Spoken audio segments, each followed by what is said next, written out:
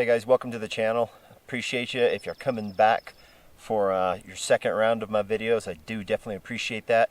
If you're brand new, I also appreciate that.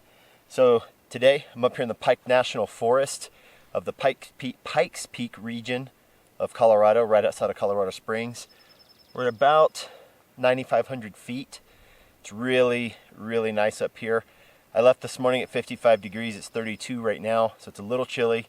I don't usually use a ground mat for shooting, so the ground's a little cold, but you know what? You don't get to make those choices when you're out hunting and things like that, so I'm going to leave it as it is. Today I'm going to be re-zeroing and checking some verification of some mods I did to this Palmetto State Armory 6.5 Grendel with 18-inch barrel. I was shooting American Gunner ammo from Hornady, getting about 1.5 inches, almost 2 inches on most of my groups. Come to find out, that's a little normal. I didn't do the research on the ammo, and so I was right on par. So I wanted to do a few things that made a difference, and so what I did, I put a muzzle brake on here. I love muzzle brakes. There's a lot of you guys that don't like them. I love them. And so I put a muzzle brake on here. It's not that I need to tame the recoil. The recoil is not bad. It pops up a little bit in the front. I wanted to tame that so I can stay on target a little bit better between shots. I also took the barrel out and I bedded it with Loctite. Basically all you do is remove the barrel from the receiver, coat the barrel extension with blue Loctite or whatever your preference is, and put it back in. As it dries, it makes a better seal. It also doesn't make it really difficult to pull it out because it's not on threads, so it wasn't that big of a deal. On top of it, I've got a Bushnell Nitro 4-16 by 44 with mill first focal plane reticle.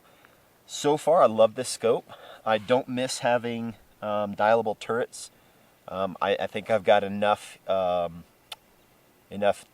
reticle that I can use it for practical hunting distances and things like that. So I've got steel out at 400 here, or 370 here. If I just go right back over here, it's 400, but that's beyond my hunting distance with this Grendel. I want to stay within 300 yards of this thing, and I can definitely hold my subtensions on that very easily with this round. Got a brass catcher on here. I want to save all my brass. I do reload, but not going to bore you with sitting here watching me shoot. Everybody knows what shooting looks like. To me, it's kind of boring, so I hope that I'm not making you miss out on something that you haven't already seen. But I'm going to shoot some groups. I'm going to see if this made any difference. And with that, we will be back to show you what the groups look like and to see if the mods that I made actually made a difference. So stick around. So Palmetto State Armory 18-inch 6.5 Grendel. Got rebore sighted. Re-zeroed it real quick, and then took me, I don't know, one shot was way off target, so I'm walking to it right now, but let's see here. So one shot was off target, then I got on target. I'm gonna show you all this. Overcompensated, fixed it, and then really fixed it, and then shot my first 3-round group. I know, if you're a shooter, 3-round groups are stupid. I got it. I'm just breaking this in. I don't even have 100 rounds through this barrel yet. But you know what? Look at this shooting spot. This does not suck. But anyways, so let me show you what I got going on here. And get set up for you. So, all right. So first shot. I'm actually not even seeing where my first shot hit, and I think it was off. Could have been that. Anyways, the first shot was off paper. Then I shot this one. Then I overcorrected because that's what I do. Made a correction. Shot that one. Made a correction. Shot that. That's less than. I'll measure it later. That's less than 1/2 inch for 3 shots. I don't know if you could be much more happier than that out of a stock rack grade barrel with a relatively cheap scope. I don't know. The Trying to remember how much the nitros used to sell for. Man, I want to say like $600 or $700, and I'm not going to say that they were worth that much. I paid $250 for mine on Midway. I paid for it; they didn't send it to me, so disclaimer. And so, for the price of that in a $399 upper, to get a group like this, and all I did to it, I retightened everything down last night. I bedded the barrel, like I said, put the Loctite around it. I put a lot of Loctite around it because I wanted to make sure it had a good seating. And this is the results I was hoping for. I did not lap the receiver. I should have ordered a tool to do that. I didn't do that. Maybe in the future, if I lose this accuracy at all, I'll strip all that Loctite out, lap the receiver, rebed it, stick it back in there. But I don't think I'm going to have a problem with that. I'm going to take it out to 400 yards in just a second, which is, let's see if I can show you this. Oh yeah, you can see that nice. The steel target out there.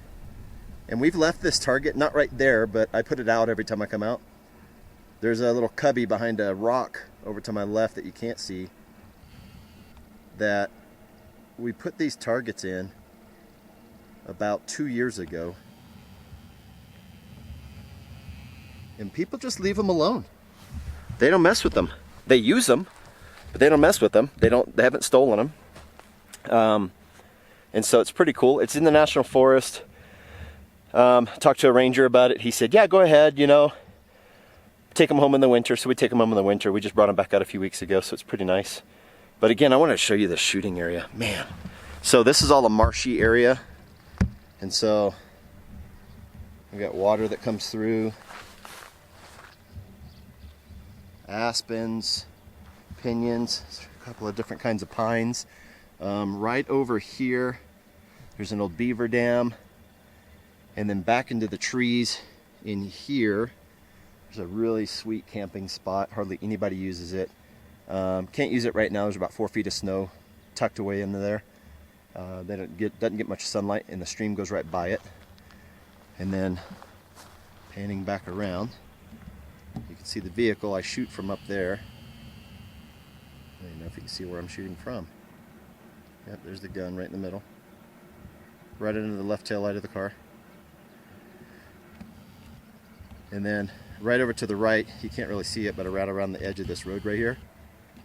You'll see that in another video, probably a lot more videos. But that's where we shoot our ARs, because it's a great backstop. It's about a 25 foot tall backstop. We set up markers so we know which our left and right limits are, but more on that later. Totally happy. First time I shot under an inch, or even close to an inch, with that American Gunner from Hornady. I've heard it's good ammo. It's a little slow. I plugged in the numbers of about 24, 25 feet per second for the ballistics that I use for my Strelok app, and it has just been spot on. I hit a basketball-sized rock at 600 yards the other day, and that was with shooting the 1.5 to 2 inch groups. Now I think I'm going to be even better, and I will tell you, other than the rifle now pushes back just a little bit, not like it did before I put the muzzle brake on there, but that thing doesn't seem to move at all. It is a joy to shoot. And even hunting, I throw in earplugs just before, I'll have them right next to them, or I'll have the Walkers, I think is the brand name, so I can hear things, and I'll put them in when I think I'm getting close to shooting time. And I'll be buying those for my daughter because this is her first year hunting. But I'll tell you what, again, bedding the barrel and putting that muzzle brake on there made all the difference in the world, and I'm really glad I did. So if you guys have any questions about what I'm doing for 6.5 Grendel, let me know. Throw some comments down below. I know it's a new channel. I do appreciate your support. Support is just, hey, like it, subscribe, and leave a comment if you want. Tell me how bad I am, how bad my video editing is. It's bad. It's okay. I'm only a part-time editor. I use a free app that on my program up. I'm sorry, on my computer, and that's how I edit. And so I want to bring you guys with the value I can. I'm going to be testing some pyro putty pretty soon. Can't do it here. There is a burn ban in effect, and they are serious, and I'm serious about following the rules out here in the National Forest. These are a treasure, and I love them, and I love being able to use them. So, but Pyro Putty coming soon. What else? I don't know. I got some new knives coming in that I bought from me and my kids. We'll show you those, and whatever else you guys want to see, just let me know. And with that, I will leave you with the beauty.